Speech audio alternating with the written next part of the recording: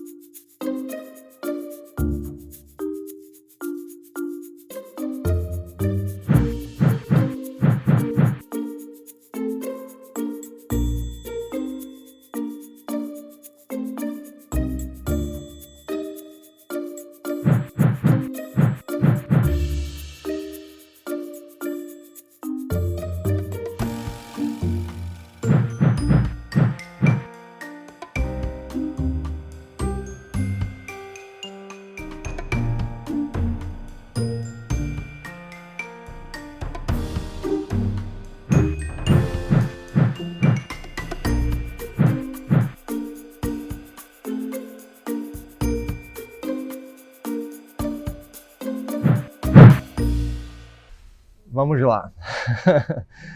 Eu, no começo, né, antes de eu ir para o Vietnã, eu não tinha interesse pelo bonsai vietnamita em si. Né? Qual foi a história? Eu tinha interesse por um bonsai diferente do que era feito aqui no Brasil. Né? Eu passei quase 15 anos da minha vida, né, fazendo bonsai como eu aprendi aqui. E quando eu vi o resultado que eu obtive, eu não estava satisfeito, não estava feliz. Eu olhava, porque nessa época a internet já estava bem desenvolvida, então eu olhava exemplos de outras árvores, de outros lugares, e aquilo me incomodava, porque eu falava assim, bem, isso faz mais sentido do que o que as pessoas ensinam por aqui, e é esse bonsai que eu queria estar fazendo, né? Então eu cheguei nesse ponto, né, onde eu estava insatisfeito com o que eu estava fazendo aqui, e surgiu uma oportunidade de eu ir ao Vietnã. Eu conversava com um vietnamita, e ele falou que ia ter uma exposição de bonsai lá e que era muito legal. E ele me convidou para ir e falou assim, Wagner, venha que eu garanto aqui. Aí eu falei, beleza, né? Eu estava começando o canal nessa época, então eu achei que ia ser muito legal eu poder dividir essa experiência com as pessoas do meu canal e ao mesmo tempo, como eu falei, conhecer um país exótico e que eu sempre tive vontade de conhecer. E desse jeito eu fui para o Vietnã. Chegando lá, quando eu vi a exposição de bonsai que meu amigo falou, eu falei, caraca, né, é isso. É isso aqui que eu deveria estar fazendo. Então, realmente, o bonsai vietnamita me fisgou quando eu vi os exemplos do que os caras faziam por lá.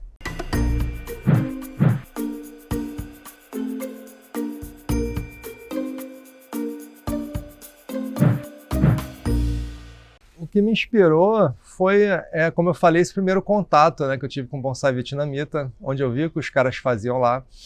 E eu falei assim, bem, eu quero isso para mim, né? Eu quero isso para minha arte. Então eu comecei mais e mais a buscar. Eu resolvi voltar ao Vietnã depois dessa primeira experiência para estudar e aprender realmente como que eles faziam aquilo. Porque no primeiro contato eu só vi, né? Contemplei, eu falei assim, caraca, isso é muito legal, isso é muito bonito, mas eu não aprendi realmente como ele chegava àquele resultado. Então eu voltei ao Vietnã em 2018 para realmente estudar e aprender e a partir daí me dedicar mais a essa linha de bonsai.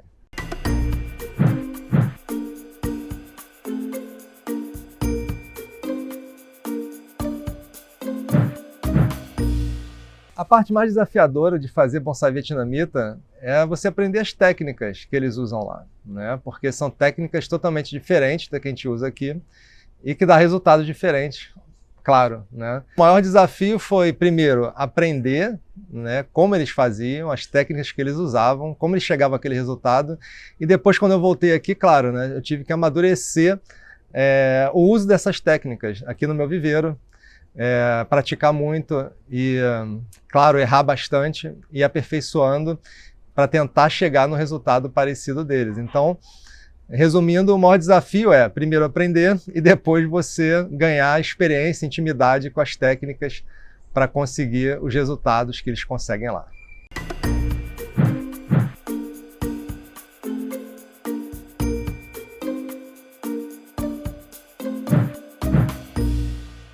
Como eu descreveria o meu estilo, né? Eu acho Essa é uma pergunta bem difícil, né? Porque eu acho que um artista ele não se descreve muito, né? As pessoas descrevem o que ele faz assim depois. Eu não acho, por exemplo, que Picasso, quando criou o cubismo, ele falou, eu vou fazer cubismo agora, né? Depois as pessoas olharam aquela arte e falaram, poxa, isso eu vou chamar de cubismo. E assim, né, é criado, vamos dizer assim, um estilo.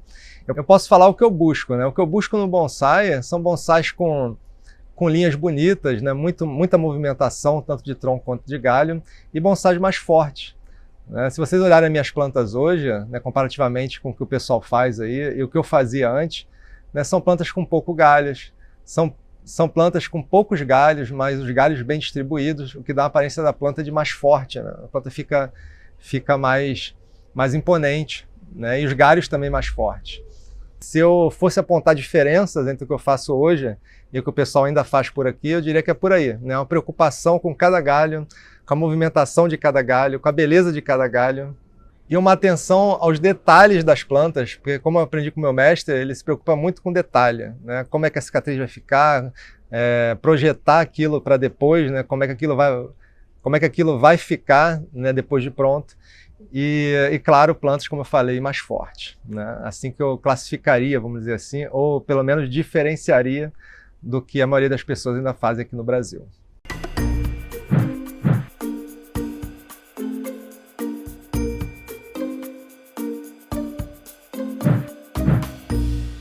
Bem, como vocês me conhecem, eu gosto muito de trabalhar figueiras, né? Trabalho aqui algumas outras espécies também, como a Riccia, mas o meu foco é em figueiras, porque elas respondem muito bem às técnicas vietnamitas e qualquer técnica em geral, né? Porque figueira é herói, é um herói das plantas. Porque as figueiras são heroínas das plantas, né? Elas aguentam qualquer coisa e mesmo que a gente erre, elas toleram bem os nossos erros. E o que é importante para o bonsai, porque a gente erra muito, óbvio, né? Ninguém sabe tudo, e mesmo com experiência, hoje ainda acontecem problemas, né? A coisa ainda sai um pouco diferente do que eu esperava. Eu acho que esse é o processo de aprendizado nosso como bonsaísta.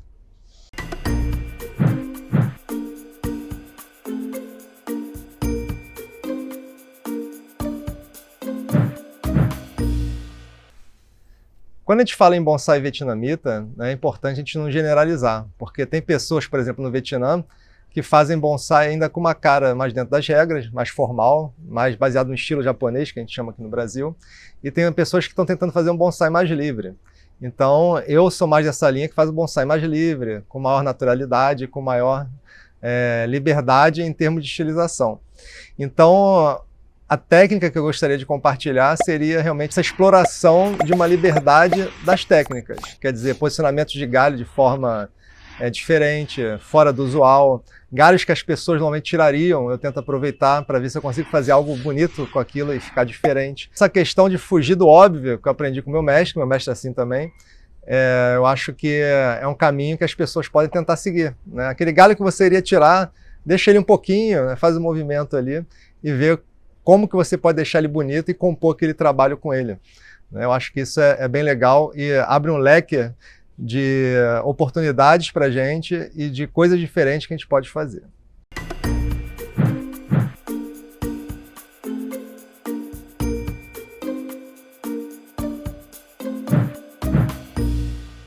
Os principais princípios estéticos, né, para a gente fazer um bonsai mais natural é a observação da natureza, né? A gente tem que aprender a observar a natureza de uma maneira que a gente não está acostumado. Né? Parar numa árvore e olhar como é que aquela árvore se construiu ali, né? Como é que estão os galhos dela, qual tipo de movimento que a gente pode pegar daquele exemplo ali e colocar no nosso trabalho. Então eu diria que os princípios estéticos principais são realmente a gente conseguir capturar os bons exemplos da natureza e usar de uma forma harmônica no nosso trabalho. Né? A gente tem que ter muito cuidado porque quando a gente está começando no bonsai principalmente, nós somos cegos de estética e visão artística. Né? Então a gente tem que ir desenvolvendo isso com o tempo e quando você abre muito leque, como eu falei, com uma liberdade muito grande, a coisa complica. Né? Porque enquanto eu sei, vou botar o galinho aqui no cotovelo, eu não posso botar galho no sovaco da planta, né, que seria dentro da curva, né? fica mais fácil. Agora, quando eu tenho liberdade total, né, a liberdade vem com uma maior responsabilidade, eu diria assim. Então a coisa começa a ficar mais complexa e é importante que você comece a desenvolver uma visão de harmonia e estética. Qual o princípio estético, né, que eu diria, é você conseguir, como eu falei, usar exemplos que parecem naturais, que você tira da natureza, e conseguir aplicar aquilo ali no seu trabalho em miniatura de uma forma harmônica.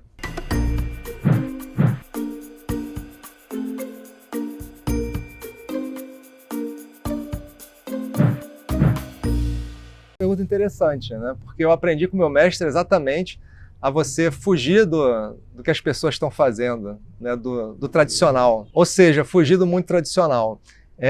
O pessoal do bonsai japonês não vai ficar muito contente com o que eu vou falar agora, mas muitas vezes, até eu trabalhando lá com ele no viveiro, de uma forma muito informal, descontraída, até eles faziam piadas com essa questão da tradição em si. Eles falaram assim: Wagner, se você estivesse agora no viveiro japonês, você ia ter que estar de kimono, todo cheio de frufru,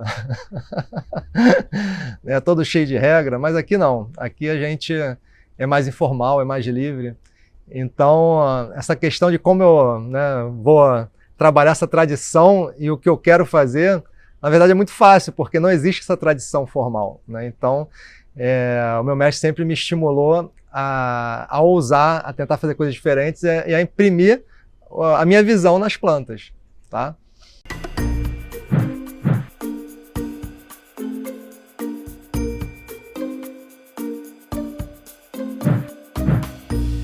Sobre os maiores mitos que as pessoas têm do bonsai vietnamita, eu quero ressaltar um que é muito importante até para o nosso desenvolvimento do bonsai aqui no Brasil. Quando eu voltei do Vietnã, que eu comecei a falar que aquelas plantas de lá não eram tão velhas quanto as pessoas acham, as pessoas não acreditavam em mim. Hoje estão começando a acreditar porque estão vendo resultados aqui nas minhas próprias plantas. Mas, por várias vezes eu ouvi as pessoas falando: Wagner, você é maluco, aquelas plantas são centenárias, passadas de geração em geração, e não é assim. A verdade é que os vietnamitas, como eu falei, com as técnicas deles, eles são muito bons de cultivo, como vocês podem acompanhar pela internet. Eles conseguem fazer plantas muito grandes, fortes e muito rápido. Então a principal coisa que eu quero que vocês quebrem na cabeça de vocês é que você precisa de muito tempo para fazer uma planta daquela. Não precisa. Eu vi trabalhos lindíssimos lá, feitos em 7, 8 anos, 9 anos. O que parece muito, mas para bonsai não é nada. Tem gente aí que está fazendo bonsai há 20 anos e não tem nenhuma planta ainda expressiva de verdade, né? Uma planta muito forte, grande. Então é importante que a gente quebre esse paradigma na nossa mente de que a gente vai precisar de 3 séculos para fazer uma planta decente.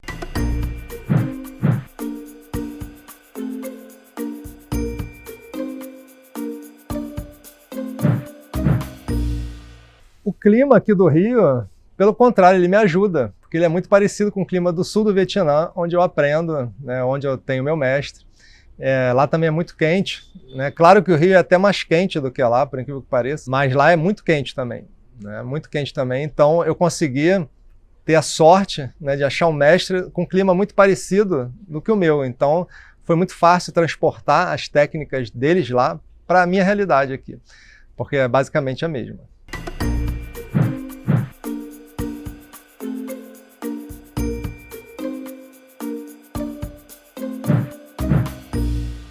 Tem muitas árvores aqui que eu estou fazendo com essa pegada mais livre, mais natural, como eu falei, mas eu vou mostrar uma para vocês que eu gosto bastante, que é bem fora do que as pessoas fazem aqui hoje, né?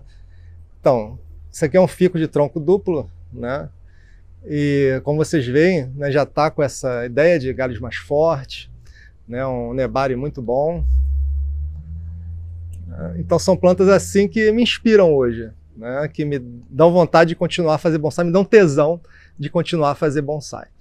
É claro que eu tenho muitas outras aqui, como eu falei, mas acho que essa aqui exemplifica o caminho que eu estou buscando hoje.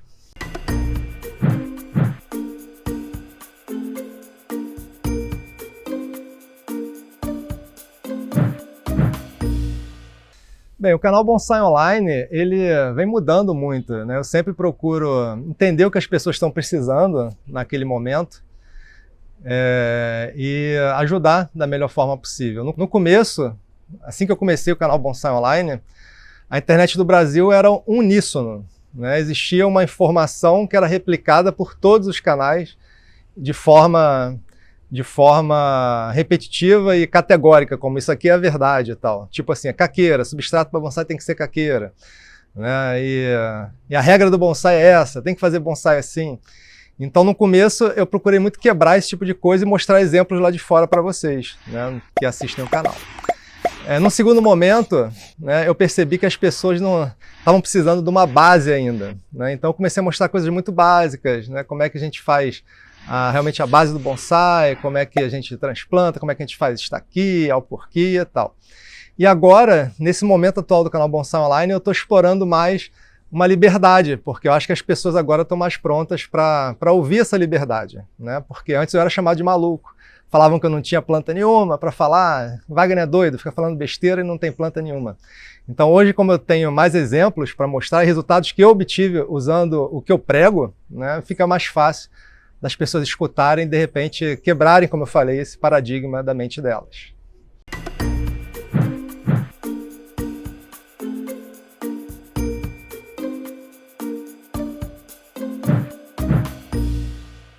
Meus planos para o futuro. Bem, para falar a verdade, assim, eu tenho alguns planos, claro, né? Muitos deles relacionados a registrar essa forma diferente de fazer bonsai, disponibilizar para as pessoas.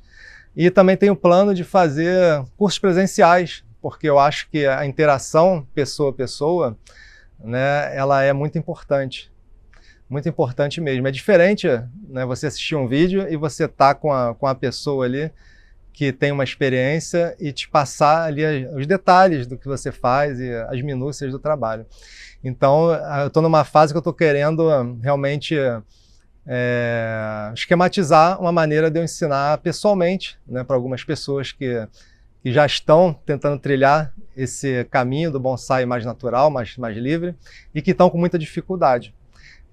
Bem, tem muitas surpresas ainda, né, que eu estou preparando para esse ano e para o próximo, vocês verão, né? Eu não vou falar de todas aqui agora, porque é sempre bom deixar um gostinho de surpresa no ar.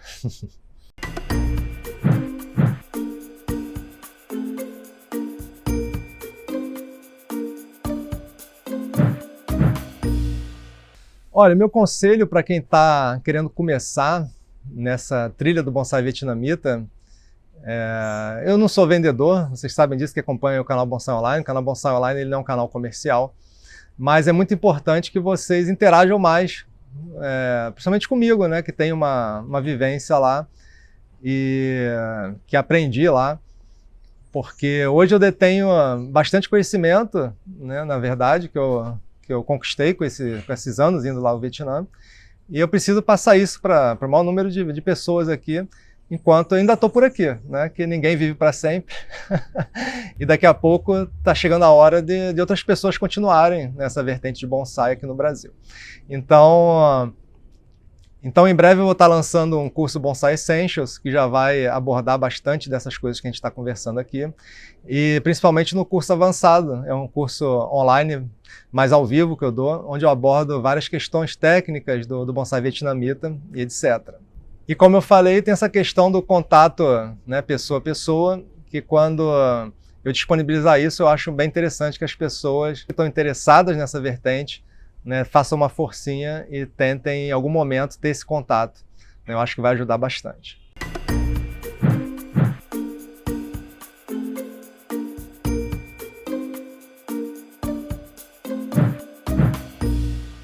Olha, essa pergunta é muito interessante, né? Porque assim, eu sempre falo para as pessoas que o bonsai ele tem que emocionar.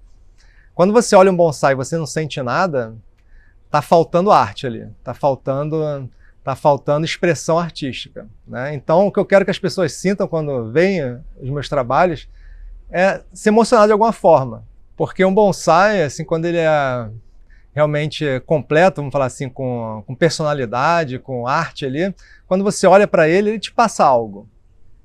Não é só uma visão de uma miniatura, né?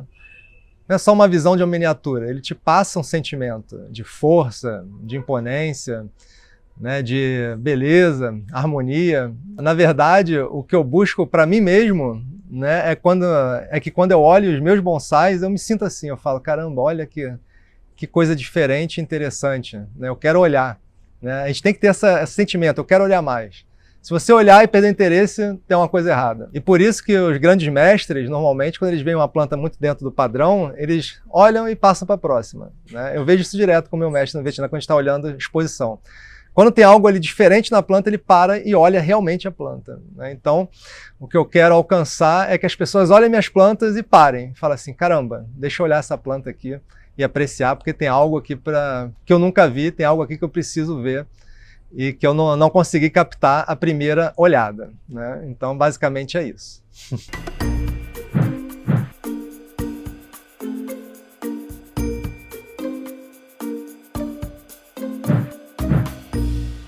Bem, para finalizar, eu quero novamente agradecer essa oportunidade de estar aqui, de falar um pouquinho do bonsai vietnamita, né, do bonsai mais livre e natural.